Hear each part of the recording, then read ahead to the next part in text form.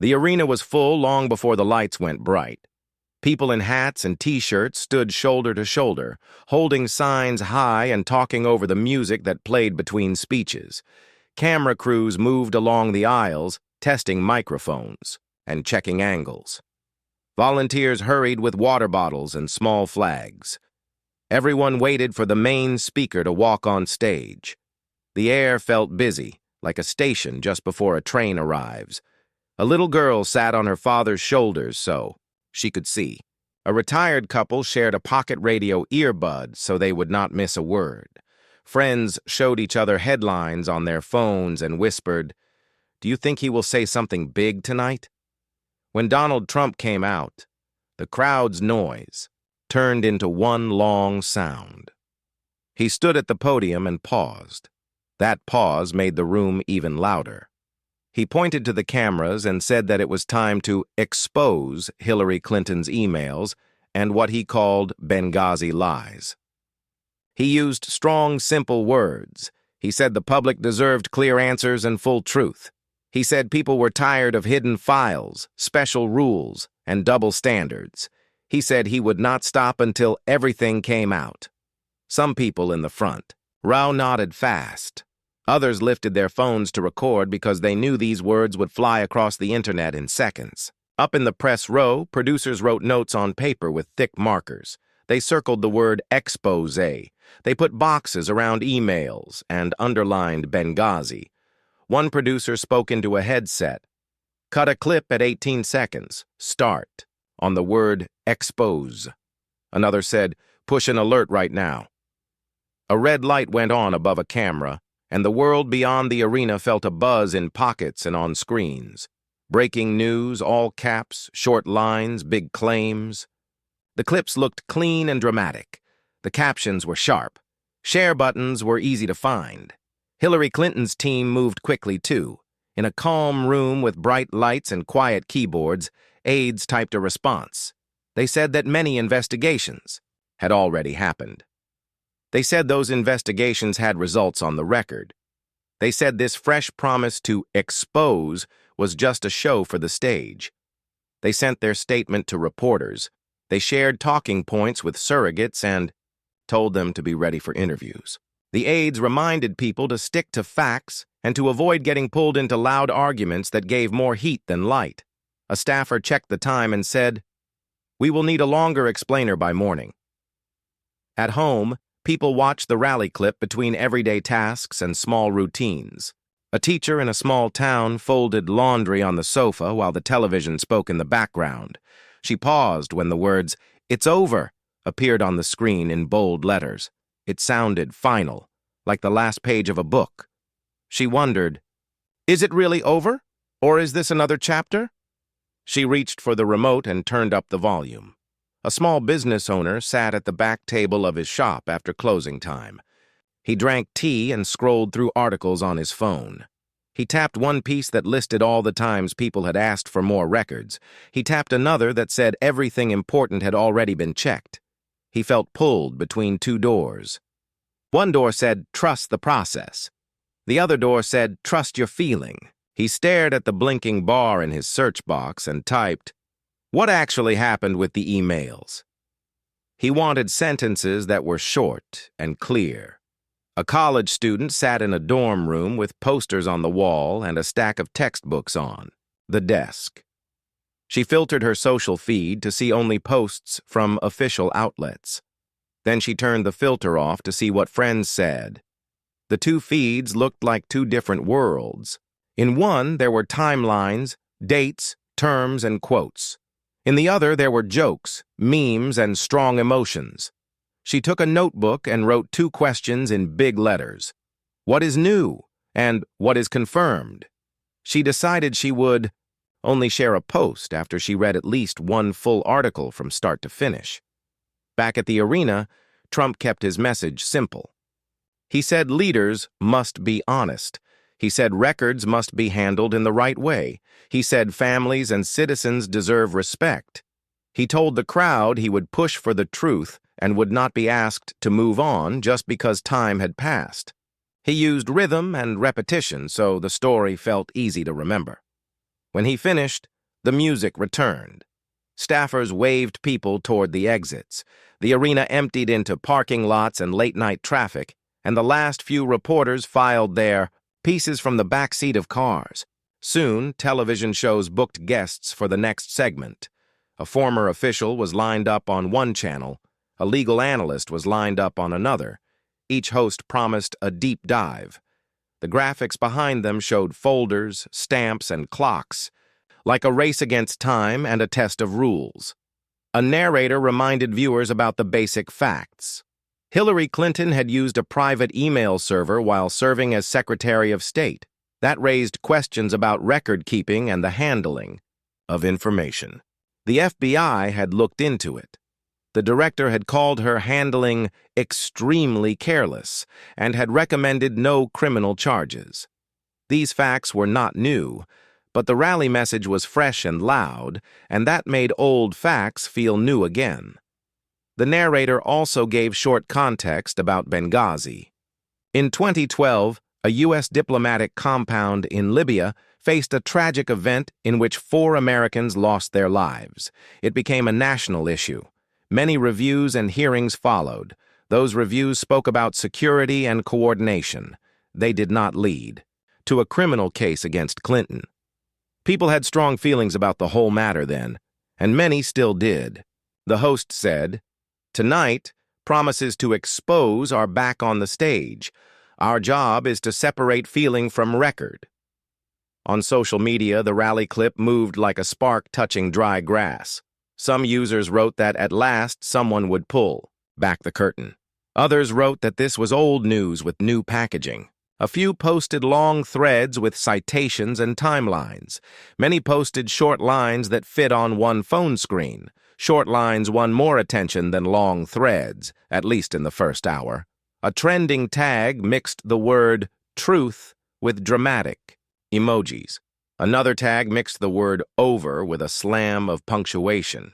In group chats, friends sent links with quick notes. Thoughts? This again? Please read this one. It's balanced. Newsrooms prepared simple explainers for the morning. What are the Clinton emails? What is the story of Benghazi? What did investigations say? Editors asked writers to use plain language. No jargon, no long paragraphs. Add a timeline. Add a glossary box. Add a note on what is new and what is not. In one corner, a designer drew little icons for confirmed, disputed, and unclear to help readers follow. The editor said, "We owe the audience calm." Clinton's team set up a press call. A spokesperson spoke in careful words. She said, "We have answered these questions many times. We respect the public's right to know. We ask that people read the official findings." She did not raise her voice. She repeated the phrase, "on the record." A reporter asked if there was anything to add tonight. The spokesperson said there was nothing new to share and that they would continue to correct mistakes in coverage if they saw them. After the call, aides reviewed coverage and highlighted lines they felt were fair. They sent polite emails to correct lines they felt were not. Trump's team planned the next day's stops. They chose places with big local news stations and large halls. They drafted lines that echoed the rally's promise. They liked the word expose because it sounded active. They liked the phrase public deserves the truth because it sounded fair. They also prepared fresh examples to keep attention high. A staffer said, "Repeat the core. Add one new detail. Keep it moving." In living rooms and kitchens, families talked in soft voices so they would not wake children. Some said they were tired of the topic, yet still felt drawn to it, the way people return to a puzzle that is not solved. Some wished there was a simple referee who could blow a whistle and say, "Here are the final facts." Others said there was already a process for that: investigations, reports, and hearings. But the rhythm of public life had changed. Long reports traveled slow. Loud clips traveled fast. It was easy to see the clip before the context. It was harder to go back and read the context after the clip. A high school civics teacher planned the next day's lesson. She wrote on the board, Claim, evidence, source. She decided to show 2 short videos and 2 short texts. She wanted her students to practice how to watch and how to read. She wrote a reminder in the corner. We can care about people first.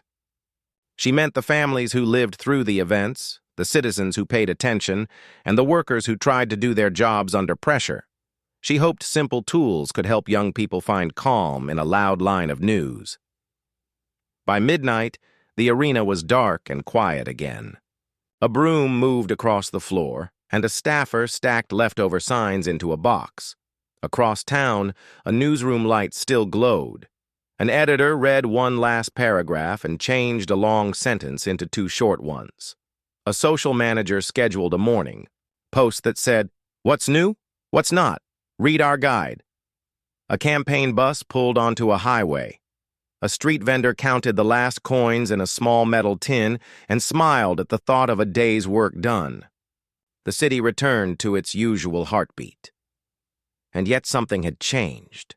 A single promise, expose, had given the old story a new push. It reminded people how easily a strong word can move a crowd, shake a headline, and Reop showed how different groups can hear the same sentence and take it in differ. Morning came with a need for calm facts. In a small newsroom, a researcher named Maya opened a blank document and wrote a simple line at the top. What actually happened? She liked starting this way because it kept the work focused.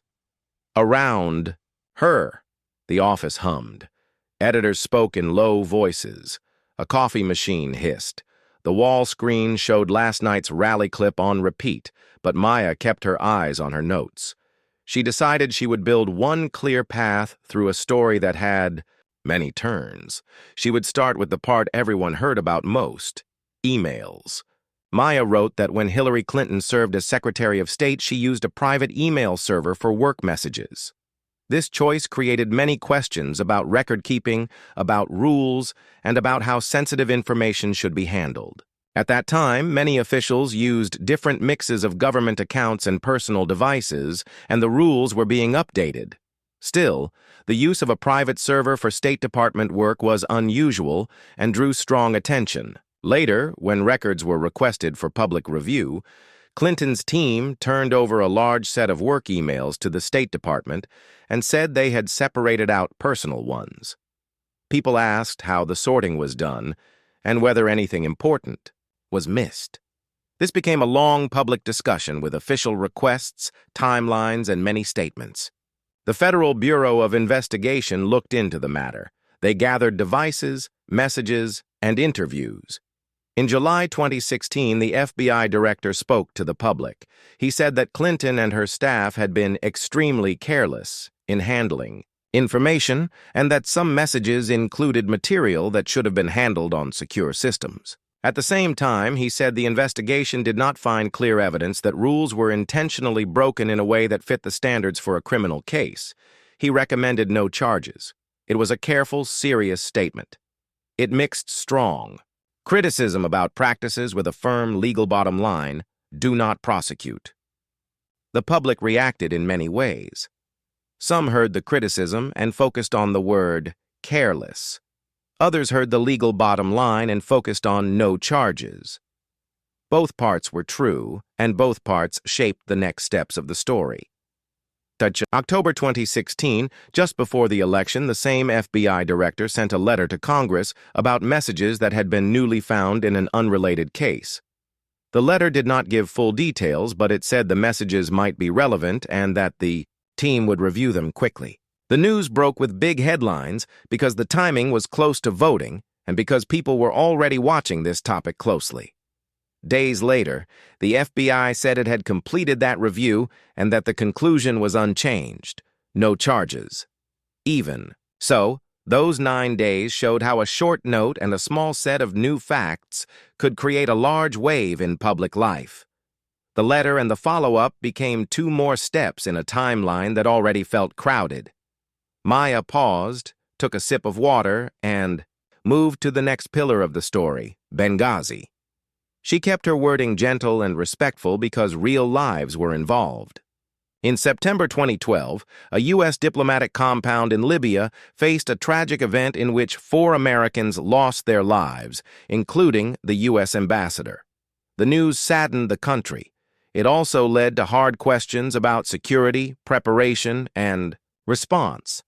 A State Department review board studied what happened and issued recommendations. The board pointed to security and coordination problems and called for improvements.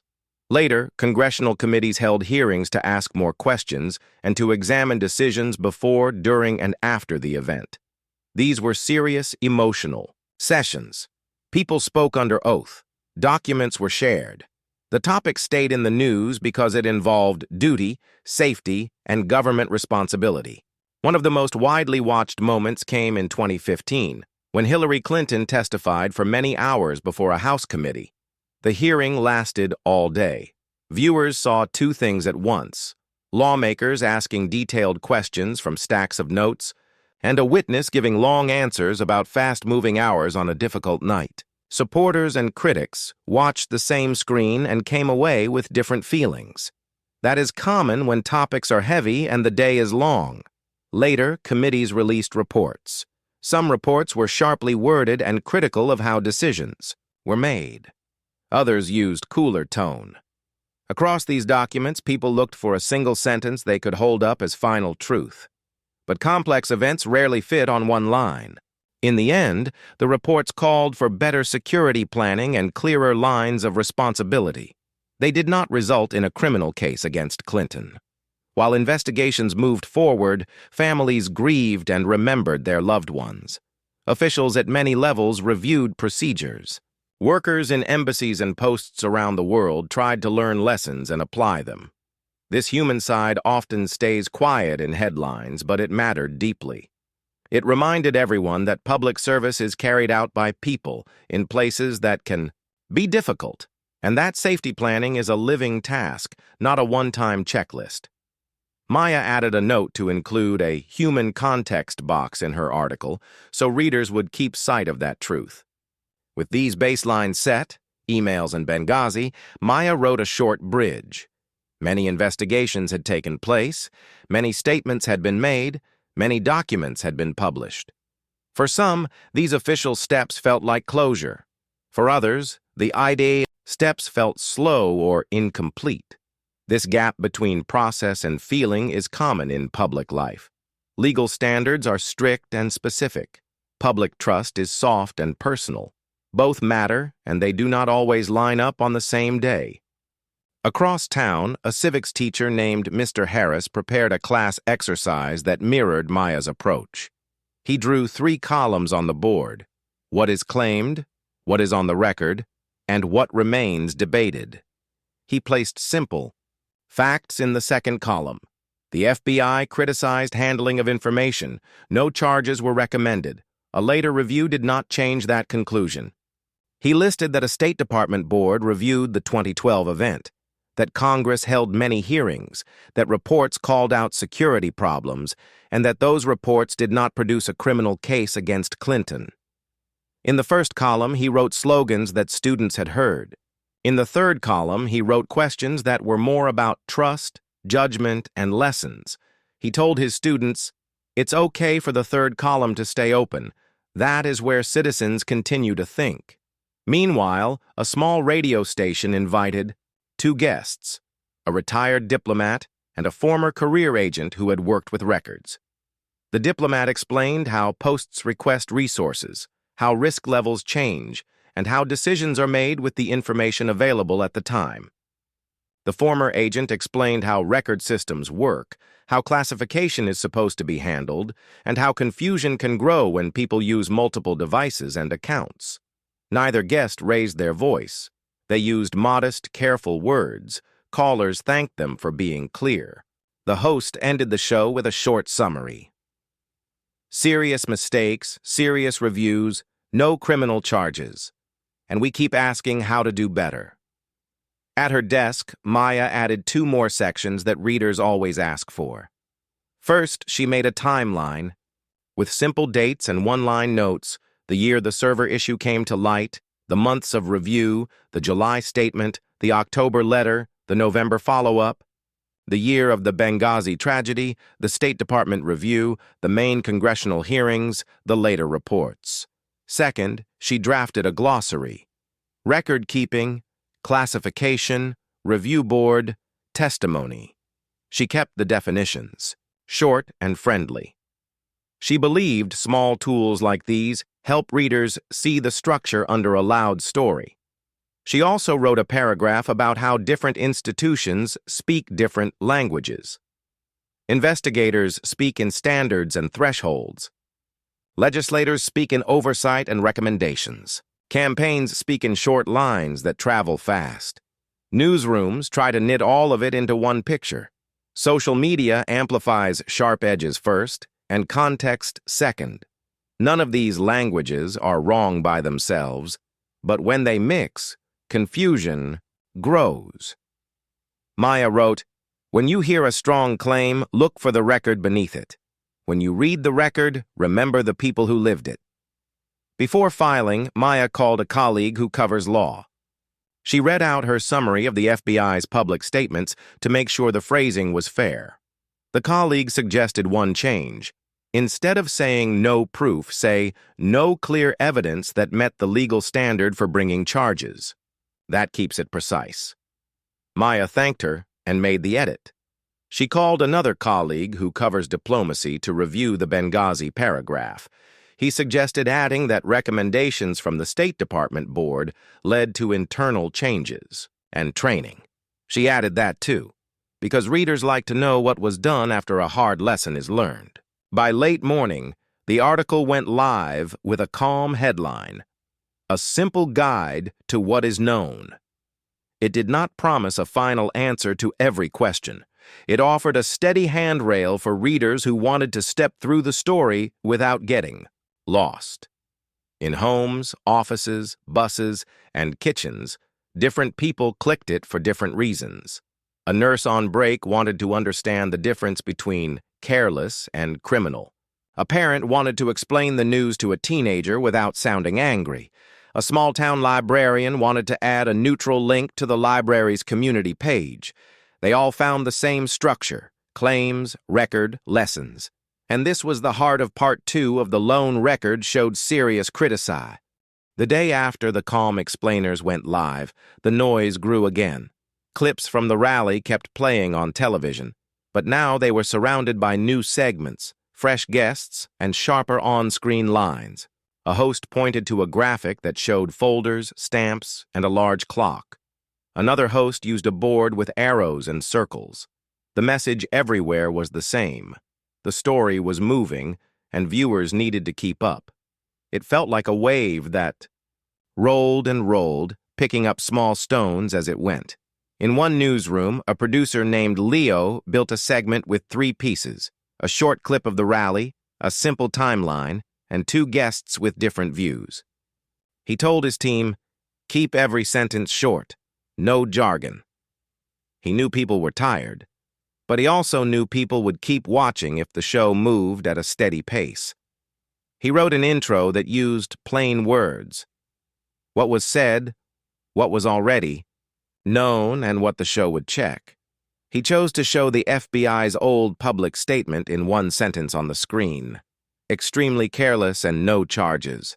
He liked putting both phrases next to each other so the picture felt complete. Across town, a podcast studio recorded a special episode. The host spoke in a warm voice. She said, "Today we slow down." Her guest was a librarian who ran classes on how to read news. The librarian explained a simple idea. When a claim is strong, ask what document sits under it. Is there a report? Is there a hearing transcript? Is there a letter that explains the timeline? The host asked for a trick that busy people could use. The librarian said, "Look for numbers and dates and then look for where those numbers came from." Listeners sent messages that said, "Thank you." They wanted tools like that because the week felt like a river of words. In a small town, a local paper put out a 2-page spread. The top half had quotes from the rally. The bottom half had links to official documents and summaries. The editor wrote, "We do not ask you to pick a side, we ask you to read." The paper's website added a friendly box that said, "Start here if you are new to the topic." The box had 3 bullets: the email review, the late letter and follow-up, the 2012 event, and the reviews that followed. The words were plain. The links worked. Comments under the story were mixed but mostly polite. People thanked the editor for keeping the tone cool. On social media, the flood moved in a different pattern. A short video with bold captions climbed fast. It showed the rally line, "It's over," and then zoomed in on the speaker's hand gesture. It added a pulsing sound on each word. Under it, comments ran in long chains. Some clapped, some argued, some posted jokes. A different short video spliced years of headlines into a 2-minute stream. It used a drum track to make the speed feel urgent. Viewers felt swept along. Few stopped to read the small citations that flashed in the corner. The share count rose. Anyway, they were not the only videos. A teacher posted a calm clip that showed how to find the FBI statement online. She scrolled on her screen so viewers could follow each step. She read the key line out loud. She did the same with a summary of the 2012 reviews. Her clip did not travel as fast, but those who watched wrote, "This helps." A student shared it with her father and said, "Let's start here." He wrote back, "Okay." Families of the 4 Americans lost in 2012 appeared on some shows. Hosts asked them about their loved ones, their work, and their memories. The families spoke with care. They asked for respectful language. They asked for lessons to be learned. Viewers saw faces and heard quiet stories about real people.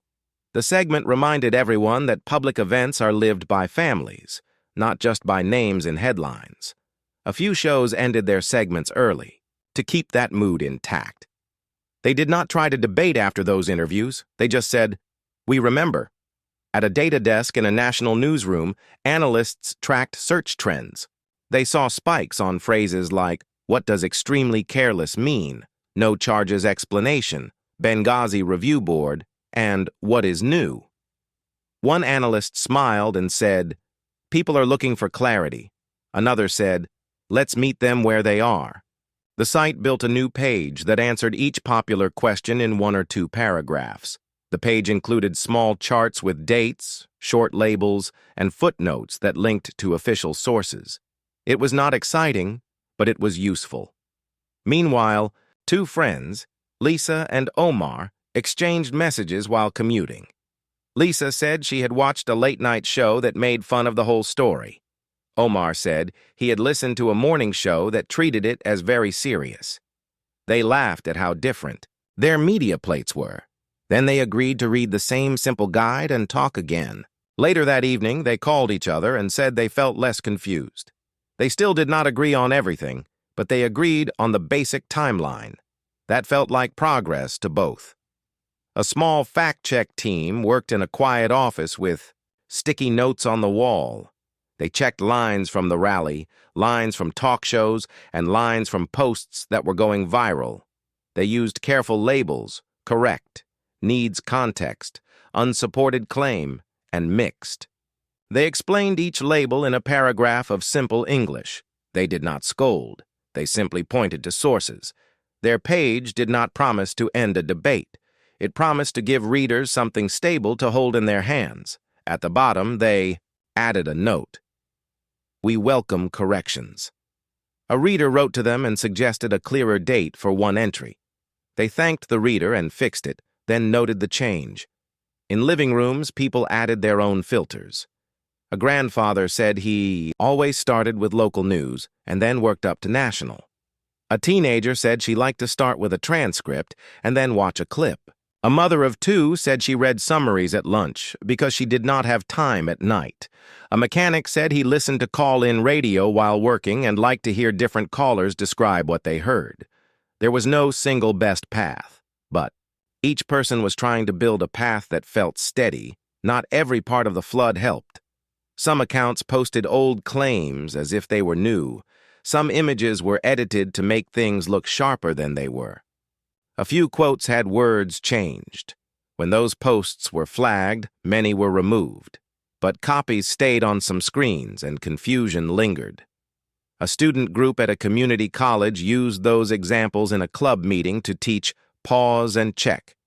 They picked a post, paused, and then checked if any official document matched what the post said.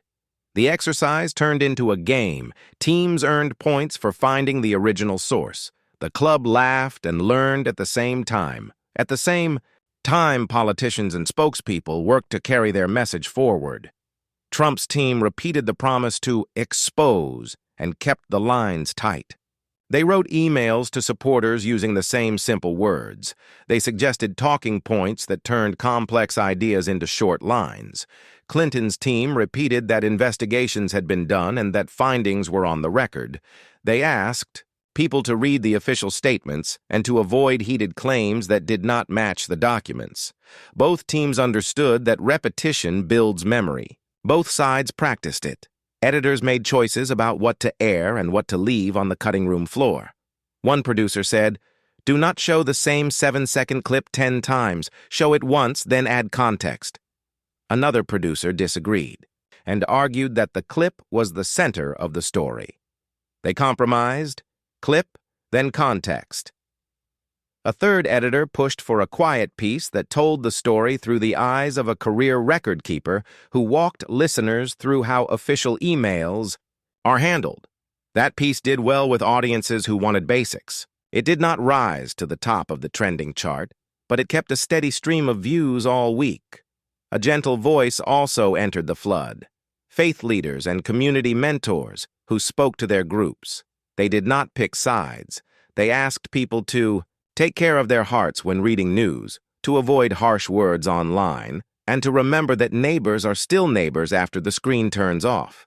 They suggested a simple routine: read a full article before reacting, ask a question before judging, rest the eyes when tired.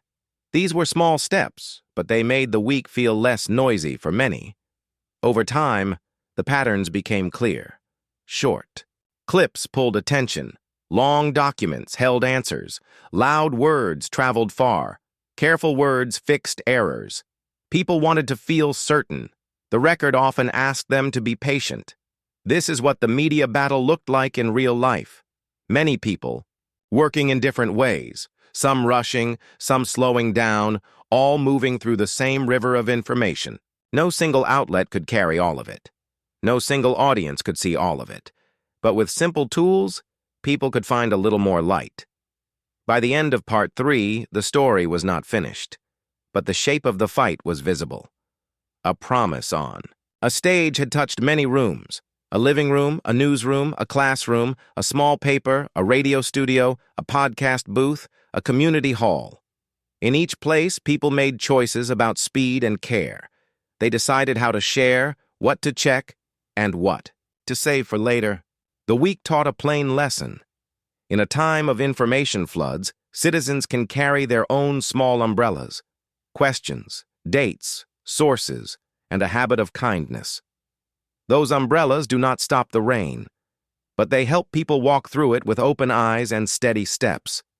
By mid-week, people wanted to know not just what had been claimed, but what official investigations had actually concluded and what they had not.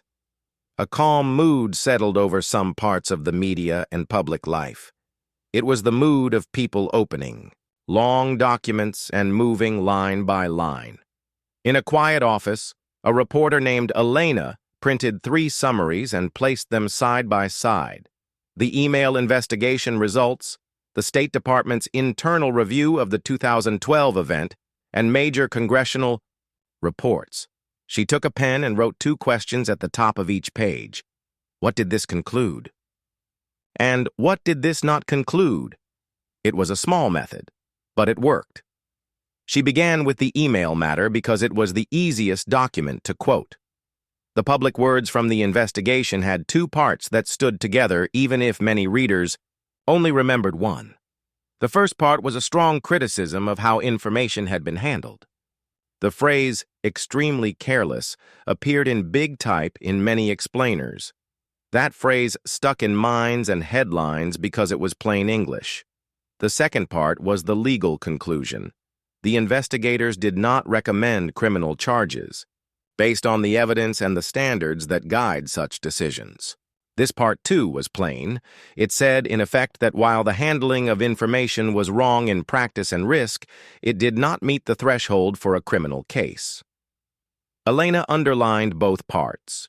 She wrote in the margin, "Both are true at the same time." Then she listed what the public record did not say. It did not say the handling was correct. It clearly was not. It did not say there were no mistakes. There were. It did not say the matter was perfect.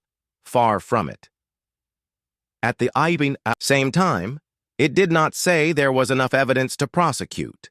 It did not say a law had been broken in the way that courts require for charges. It did not say a jury should be asked to decide. The record drew a careful line. Many people did not like that line because it felt unsatisfying. But the line was there. She turned to a later internal oversight review that looked at how officials communicate and keep records. It spoke in dry language about systems, procedures, and training. It said that rules and habits had not kept pace with new technology. It said that clearer guidance and better practices were needed so that sensitive work would not spill into the wrong channels. Elena circled the word needed. She thought about how often institutions fix problems after they are revealed, not before. She made a note to add a sentence for readers. Institutions learn, but sometimes they learn slowly. The next pile was the 2012 event and the reviews that followed. Elena read with respect because the subject touched real families. A State Department review board had looked at security, risk management, and communication. It found problems and made recommendations. It called for changes in how posts evaluate threats and how they plan and request resources. It did not accuse one person of a criminal act. It did not say the event had been simple. It treated it, as many complicated events must be treated, as a chain of decisions made under pressure, with results that must be studied to reduce harm in the future. She wrote in the margin, "Conclusion: fix the system, not a criminal case." Congressional committees had also spent many hours and many pages on the 2012 event. Some reports used strong language to criticize how risks were judged and how messages were shared inside government. Other reports took a cooler tone but pressed similar points about preparation and response. Across these documents, Elena looked for one clear sentence that said the thing many people had argued about for years. She did not find it. What she found were careful lines about security gaps, responsibility across departments, and the need for clearer command and support in dangerous posts. She wrote under "What did this conclude?" a short list. Security problems existed.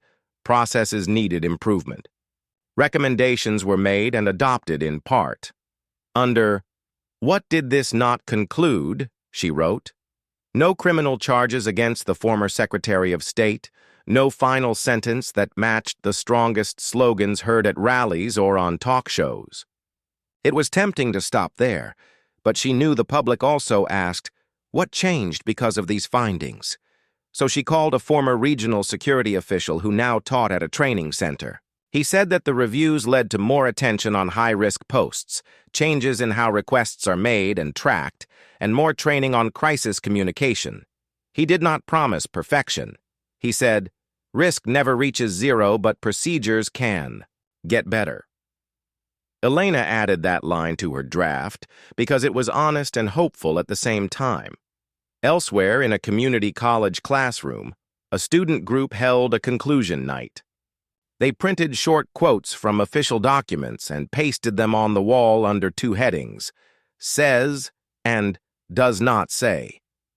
The room felt like a small museum of careful sentences. One quote said that the handling of information in the email case had been very poor. Another quote said that based on the evidence, charges were not recommended. A third quote listed specific security recommendations for diplomatic posts. A fourth explained that while judgments could be criticized, the reports did not claim a criminal case against the secretary. Students walked the wall and nodded. One said, "It is different to see it this way. Less heat, more light." On the radio, a host did a "what it settled, what it didn't" segment. The host spoke slowly and gave listeners time to breathe between points. "Settled," he said, "that the handling of information was improper and risky. Settled that no charges were recommended. Settled that the 2012 event exposed gaps in security and coordination and led to recommendations." Then he paused. "Not settled," he continued, "are public feelings about judgment, trust, and accountability. Not settled is the broader debate about how much process is enough to rebuild confidence." The pause did more work than any sound effect could. Listeners called in and thanked the host for naming the difference between legal closure and emotional closure. Meanwhile, in homes and cafes, people compared notes. A nurse told a friend, "I kept looking for a final line like in a courtroom drama, but it wasn't that kind of story." A small business owner said, "I wanted someone to say it in one sentence, but it took a lot of sentences." A teacher said, "I think people want the law to settle feelings and feelings to settle the law, but they are cousins, not twins." These simple comments captured a public truth. Investigations can resolve a question in one domain while leaving questions in another. A few shows invited legal analysts to explain why no charges can live next to serious mistakes. An analyst compared it to a hospital review. A team can be told that their procedures were unsafe and must change, without the review saying that a crime was committed. Standards for criminal cases are designed to be high because losing a case carries serious consequences. Administrative or policy reviews can be sharp without crossing into court territory. The explanation was not dramatic, but it helped. Viewers wrote in to say they finally understood how two truths could fit in one picture. At the same time, political voices kept to their lanes. One side said the conclusions proved that the system goes easy on top officials. They pointed to the phrase "extremely careless" and said the words were heavy even if the legal outcome was light. The other side said the conclusions proved that the most serious claims did not hold up. They pointed to the "no charges" line and said the law had spoken. Both statements were shaped for campaigns, not classrooms. They did not break rules. They simplified. That is what campaigns often do. Back at her desk, Elena turned to the second big question on her page. What did these reviews not conclude? She now had a clear list. They did not conclude that everything had been fine. They did not conclude that practices should continue as before. They did not conclude that there was no room to improve safety or record-keeping. They also did not conclude that a criminal prosecution was warranted. They did not conclude that a court should decide. They did not conclude the strongest accusations that traveled in the loudest clips. She smiled at the neatness of the two lists. They were not the same length, but together they told a balanced story. She added one more section before filing: how people translate conclusions into personal lessons. A librarian wrote that she would always check if a loud claim had a quiet document behind it. A manager wrote that he would set up better email rules at his office and train staff on safe practices. A community leader wrote that her group would read summaries before sharing big posts in their chat. A student wrote that he would separate questions of law, "Is this a crime?" from questions of judgment, "Was this wise?" None of these actions were grand, but all helped rebuild trust at the small human level where it matters. In the late afternoon, Elena's piece went online with a simple note at the top. This guide pairs what investigations concluded with what they did not conclude. It uses short lines so you can read it quickly. Readers clicked and scrolled. Some left with a calm feeling, not because the topic was soft, but because the structure made sense. Others left with the same beliefs they started with, but they now held a sharper picture of the record. That, too, was a kind of progress. As evening fell, a school gym hosted a town hall on how to read conclusions. The moderator drew 2 boxes on a large pad: closed by law and open in debate. She placed sticky notes under the first for the email decision and the absence of charges. She placed stick. The week after the big promise, the city settled into ordinary days again. Traffic lights ticked through red, yellow, green. Coffee shops opened, and office chairs rolled back to desks. But something small had changed inside many people. They now understood the difference between strong words and steady records a little better. They could feel it when a clip shouted at them. They could see it when a calm line from an official document showed up on the page. It was like learning to hear two notes in one song and to tell them apart. Maya, the researcher who wrote the simple guide, took a walk before work. She passed a newsstand with bold headlines and stopped for a moment. She smiled at a quiet headline tucked near the bottom. What is settled, what is not. It did not scream. It did not promise fireworks, but it held a promise of its own, a promise of care. She bought the paper and folded it into her bag. When she reached her desk, she opened a new file and wrote another plain line. What changed after the noise? She wanted to see if the week had taught useful lessons that could last. Her first note was about personal habits. People had learned small steps that made big differences.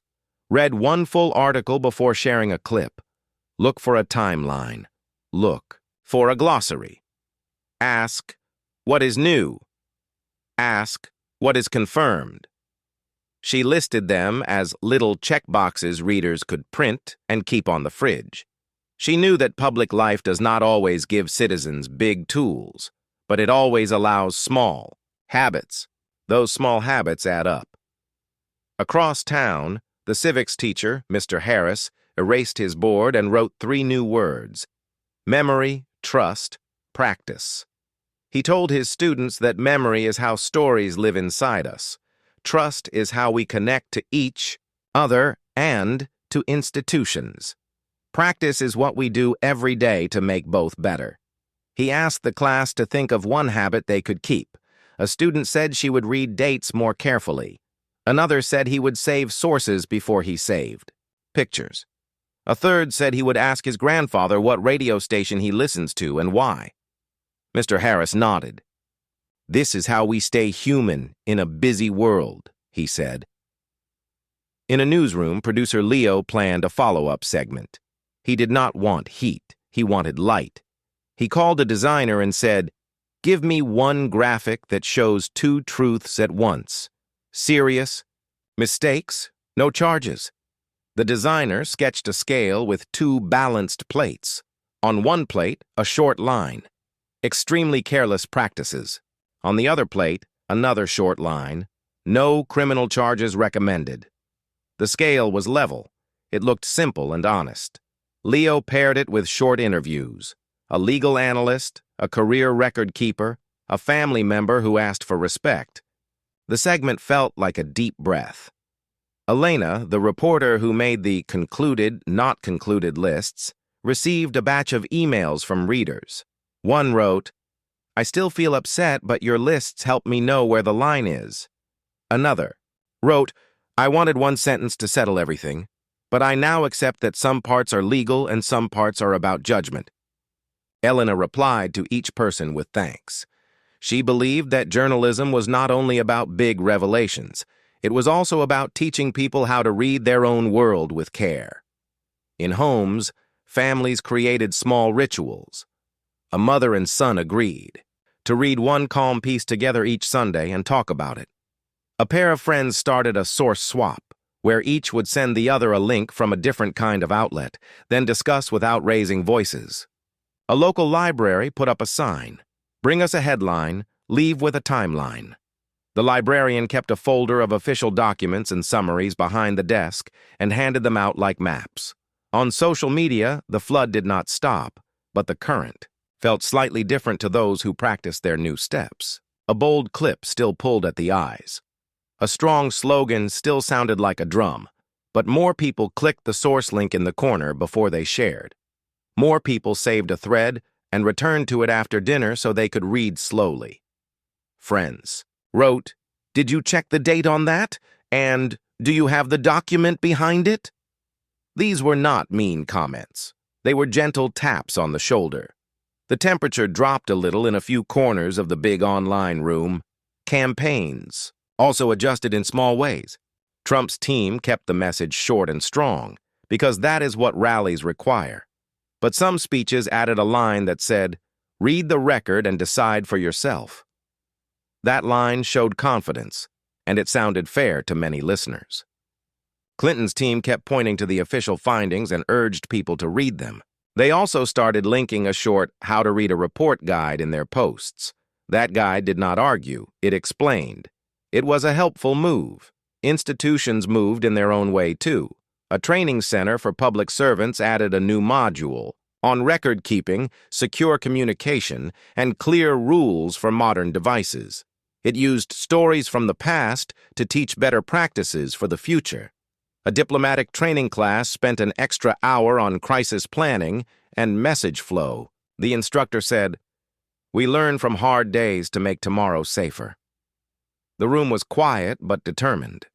Procedures improve when people who care carry them forward. In a small church hall, community leaders hosted a forum on how to talk when we disagree. They put 2 chairs at the front and asked 2 neighbors to model a calm talk. One believed the system had failed. The other believed the process had worked. Each spoke in short sentences and listened closely. They repeated back what the other said to show they heard it. The audience watched and then tried the same method at their tables. The room warmed with quiet laughter as people realized how often they rush and how much better it feels to take turns. The families of those lost in 2012 received letters from strangers. Many letters were simple and kind. "We remember," they said. "We learned from your loved one's service." Some letters included small donations to scholarships set up in their names. The families came on a morning show to say thank you and to remind viewers that service is real and that safety work never ends. The host ended the segment by saying, "We hold their memory with care." He did not add a debate after that. He let the moment stand. At a tech company, a team that built social tools tested a new feature. When a post used a loud claim, a small Learn More button appeared below it. If a user tapped the button, a short box showed up with links to official documents and simple explainers from across the spectrum. The feature did not block posts. It added context. Early tests showed that a quiet link reduced angry replies and increased calm reading time. The team decided to roll it out slowly and collect feedback. A group of high school students built a project called Signal and Sound. They made a short website that paired every loud slogan about the story with one steady line from an official source. The site did not judge the slogans. It simply matched each one to a document. Visitors could click and see the record. The site spread among teachers and parents. It won a small award at a science fair for civic design. The students were proud because the site was simple and useful. Media hosts learned too. A few promised to end certain segments with a calm minute where they would name what was settled and what remained open. A clock ticked in the corner in a soft way, not to rush, but to pace. Viewers wrote to say that the calm minute was their favorite part of the show. It sent them to sleep with a sense of order in a busy world. Maya finished her piece. What changed? After the noise, with a small story about her own mother. Her mother was not a news person. She liked gardening and cooking, but she had started using a new habit. When a story ran hot, she would ask, "Where is the paper?" She meant, "Where is the document?" If Maya sent a link, her mother would print it and read it with a cup of tea. Then she would call and say, "Okay, I understand a little better now." That small ritual felt like a gentle anchor in a windy week. Elena wrote a closing column, with this sentence near the top. "Democracy moves on 2 legs, evidence and trust. Evidence walks with documents, hearings, and careful words. Trust walks with time, fairness, and respect. When both legs move together, the public can go far. When one leg stumbles, the other must help. Her column did not ask readers to agree on every detail. It asked them to keep both legs in mind when the next loud claim arrived. In the school gym that had hosted the 2 boxes on one table, the moderator taped a third box between them. She labeled it Lessons. Inside, she placed sticky notes from the community. Train better on records. Plan better for risk. Teach media reading to every 9th grader. Remember the families. Use short words for big topics. Share sources, not just feelings. The 3 boxes looked simple, closed by law, open in debate, and lessons to carry forward. People walked past them and nodded. A child asked what the boxes were for. A parent explained, "They help us think." As the days turned into weeks, the rally clip faded from the front page, but the habits remained in small corners of daily life. A mechanic printed a checklist and taped it next to his bench. A librarian wrote a short guide and placed it by the computers. A podcast host added a recurring segment called Show Me the Paper. A teacher kept the 2 columns, Says and Does Not Say, on the wall all year. A community leader ended her meetings with the same line: be kind, be curious, be careful. The story did not end with one last cheer or one final headline. It ended like most real stories end, with people adjusting, learning, and moving forward. The promise to expose had created heat. The records had offered light. The P